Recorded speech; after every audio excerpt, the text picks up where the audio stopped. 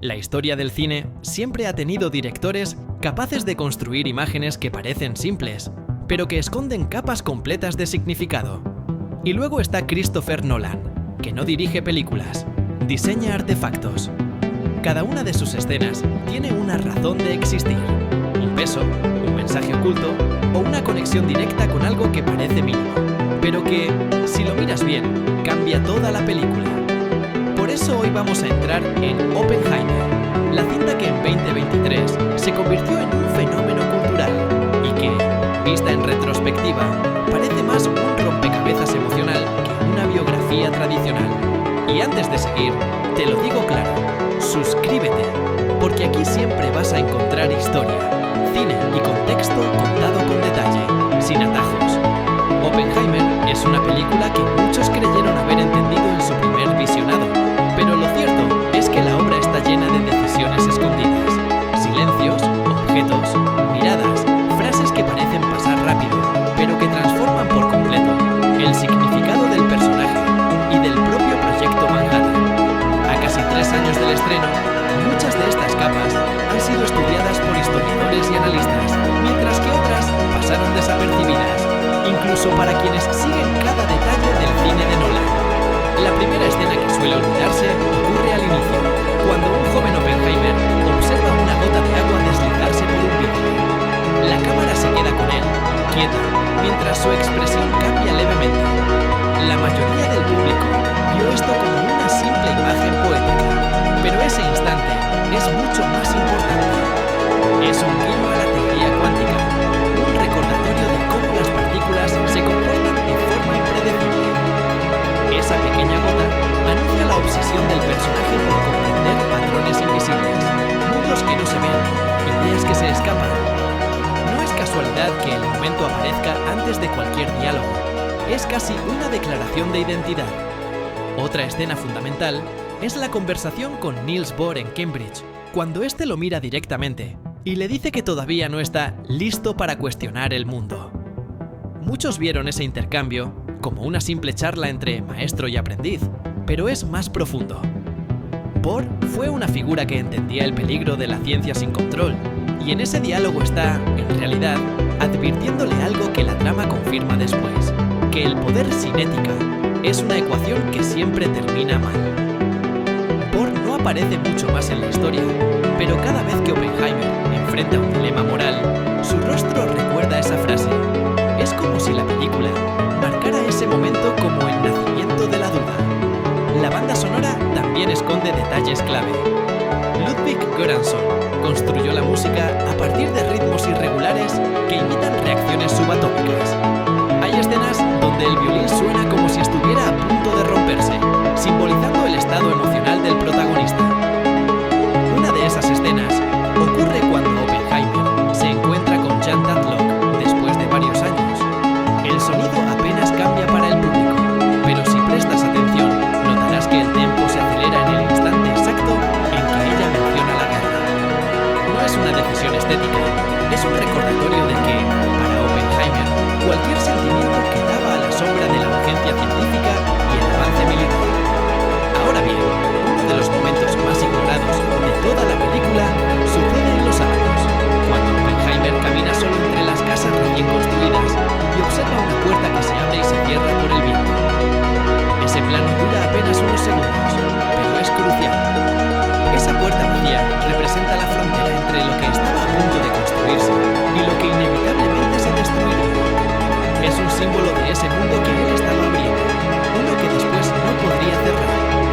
Es una metáfora directa del concepto de irreversibilidad que define la energía nuclear.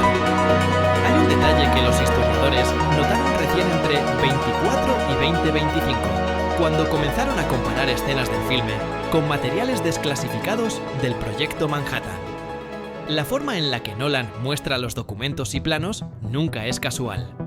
En varias tomas, cuando los científicos discuten la posibilidad de que la atmósfera pudiera incendiarse con la reacción de la bomba, los papeles están ligeramente distorsionados por el calor del desierto. Ese efecto no es simple ambientación.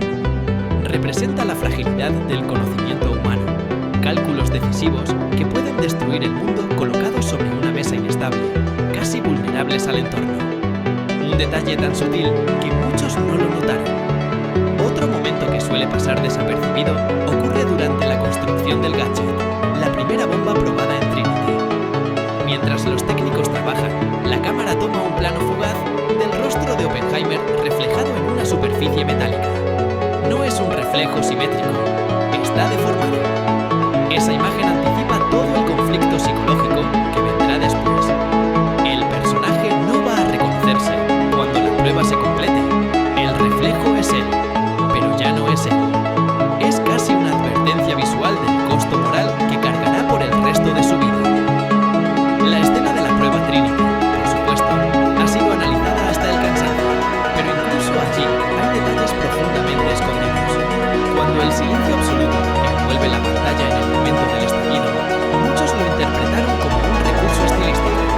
Sin embargo, ese silencio extremo está basado en un hecho real.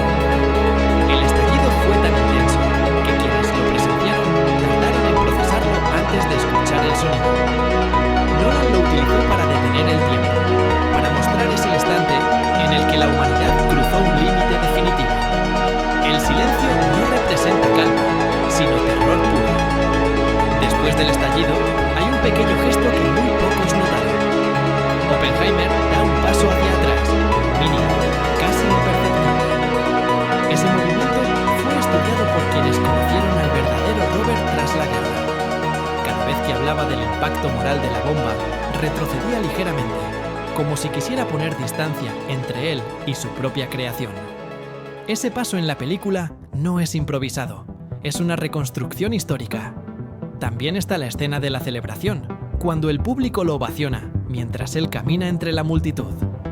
Aquí Nolan introduce uno de los momentos más perturbadores de la película. El suelo cruje como si fuera ceniza. Ese ruido es un trueno emocional, una metáfora del peso de las vidas perdidas en Hiroshima y Nagasaki. No aparece de forma explícita, pero transforma un festejo en un entierro. En esa sala llena de aplausos, Oppenheimer ya sabe que se ha convertido en algo que no quería ser. Antes de continuar, quisiera hacerte una invitación. Si te gusta este tipo de análisis profundo y quieres apoyar el canal, deja tu me gusta y activa la campana. Con eso ayudas muchísimo. Sigamos. Hay otro detalle casi invisible. Cuando Oppenheimer da su discurso, ve un flash entre la multitud. Ese destello no es una luz cualquiera, es un eco visual del estallido de Trinity. Es como si el trauma lo persiguiera a todas partes. El brillo golpea su mirada y lo deja helado. Y aunque dura un segundo, todo el discurso cambia. A partir de ese instante, ya no está hablando como un científico, está hablando como un hombre que hubiera preferido no hacer historia. Después de la secuencia del discurso, Nolan continúa sembrando pequeños detalles que, vistos con calma, revelan el deterioro psicológico del protagonista. Una escena especialmente ignorada ocurre cuando él se queda mirando la bandera estadounidense, ondeando en un día que parece demasiado brillante para su estado mental. La gente alrededor celebra la victoria y el avance científico, pero su mirada está perdida. Es un contraste poderoso. Mientras el país festejaba un triunfo militar, él apenas podía sostener el peso de lo que había liberado. Esa contradicción es el núcleo emocional de la segunda mitad de la película. En la escena donde Lewis Strauss aparece por primera vez hablando sobre Oppenheimer, otro detalle pasa casi inadvertido. Cada vez que menciona su nombre, el sonido ambiente baja levemente. No es un error de mezcla, es una decisión consciente. Nolan reduce el ruido del entorno para aislar el nombre del científico, como si su legado fuera una presencia incómoda en cualquier sala. Un fantasma constante en la política estadounidense de la posguerra. Otra escena clave ocurre durante la reunión en la que los miembros del comité discuten si deben retirar o no su autorización de seguridad. En el fondo, detrás de Oppenheimer, hay un reloj con un segundero que parece avanzar más rápido de lo normal. Ese reloj es un recordatorio visual de que el tiempo estaba en su contra, de que el gobierno ya no lo veía como un héroe, sino como un problema que debía ser neutralizado. En ese punto de la película aparece uno de los momentos más sobresalientes, la escena en la que él mira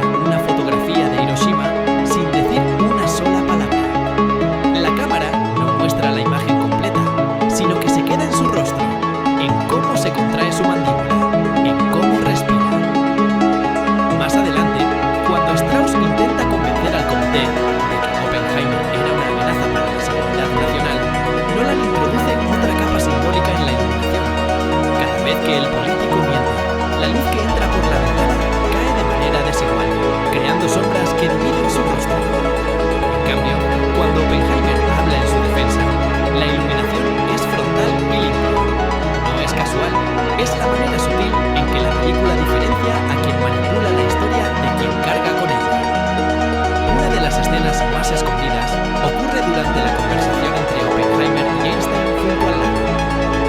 Todo el mundo recuerda ese diálogo por lo que implica en el desenlace, pero muy pocos notaron la forma en que el agua se mueve detrás de ellos. El movimiento es lento, casi imperceptible, pero constante. Esa agua representa la teoría de la relatividad de Einstein. Nada es completamente fijo, todo se mueve, todo cambia, incluso cuando creemos estar en reposo. Es un fondo visual que funciona como una metáfora de lo inevitable. Las ideas que ambos habían puesto en el mundo ya no podían detenerse. Un momento especialmente doloroso ocurre cuando Kitty, su esposa, lo observa sin decir palabra, mientras él intenta justificar su papel en la guerra. Ella no lo interrumpe, pero su silencio es más duro que cualquier argumento. Ese silencio es la prueba de que incluso dentro de su propio hostel hogar, la fractura era profunda. Nolan coloca la cámara de forma que Kitty queda ligeramente más alta que él, simbolizando que, en ese instante, ella es la que lo mira con claridad. Él no. Oppenheimer no terminó sus días como un hombre derrotado, pero sí como un hombre consciente de que la historia no siempre recompensa a quienes la construyen. Después de la guerra, su voz fue silenciada, su influencia reducida, su nombre utilizado como símbolo cuando convenía y olvidado cuando no. Sin embargo, la película muestra con claridad que lo que más le dolía no era la persecución política, sino la certeza de que el mundo había cambiado para siempre y que él había sido el catalizador. Su figura quedó atrapada entre el orgullo intelectual y la culpa moral, una contradicción que Nolan representa en cada silencio, en cada mirada perdida, en cada gesto que parece mínimo, pero que esconde el peso de millones de vidas. Si quieres más análisis profundos, históricos y narrados con detalle, suscríbete al canal. Aquí siempre vas a encontrar historias contadas con seriedad y sin filtros.